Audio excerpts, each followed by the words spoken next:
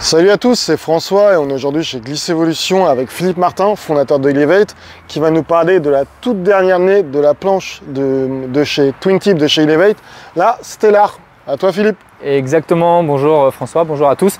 Donc aujourd'hui, on avait une certaine demande du marché, depuis quelques temps, la mode est au big air, effectivement, et nous on a pour tendance de suivre, et en tout cas d'anticiper ou de suivre la mode et de proposer des produits le plus adaptés. Donc cette année, on a sorti la version numéro 1 de la Stellar. Donc comme toute notre gamme de Twintip, on garde donc un noyau en bois Polonia, toujours notre fameuse construction biosourcée en basalte carbone, avec des rails paraboliques. Et exactement comme les autres boards, notre stringer, notre renfort carbone. Alors la grosse spécificité de cette Stellar, c'est que c'est une board qui a été faite par Franz Schithofer, notre designer, qui est vraiment dédié au big air. Donc le big air, ce qu'il faut, c'est un maximum de vitesse pour le petit pop avant le saut et un maximum d'accroche pour cranter au maximum. Donc c'est pour ça qu'on a un multiple concave ici sur cette board, comme tu peux le voir ici. Qui est très prononcé. Qui est très prononcé. On a un rocker qui est assez médium. Toujours notre technologie de rail PRS, donc parabolique rail, ce qui permet vraiment de prendre un maximum d'accroche avant le saut. Comme tu peux le voir aussi, la board, elle part légèrement avec les tips, donc les bouts de la planche qui sont de plus en plus fins par rapport aux autres modèles de planche. Pareil, ce qui permet d'avoir un maximum de pression sur l'eau avant de faire ton décollage, avant d'envoyer ton tricks big air.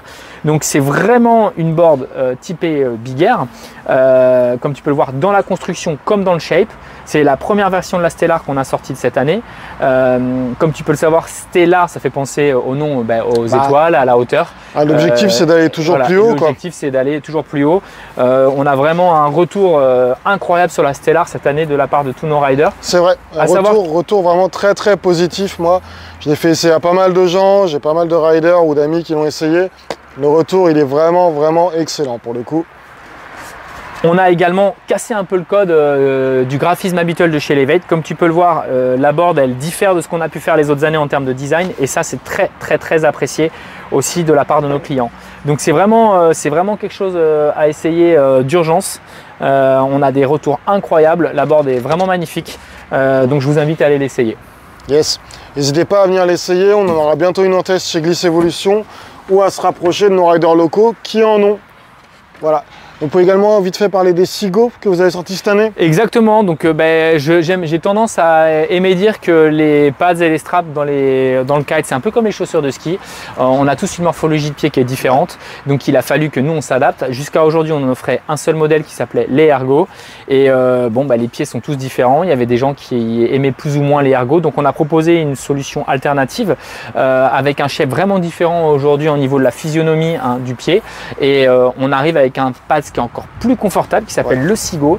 Qui va être très bien, car il va être vraiment avec son système de quadruple scratch qui va permettre en fait de venir vraiment serrer au plus près de vos pieds. Et c'est-à-dire que quand on cherche la perf, etc. en big air, avoir la board c'est bien, mais c'est aussi vachement important d'avoir les bons straps qu'on va pouvoir bien serrer et bien régler au niveau de ses pieds. Car une board c'est rien, mais c'est rien sans des excellents straps.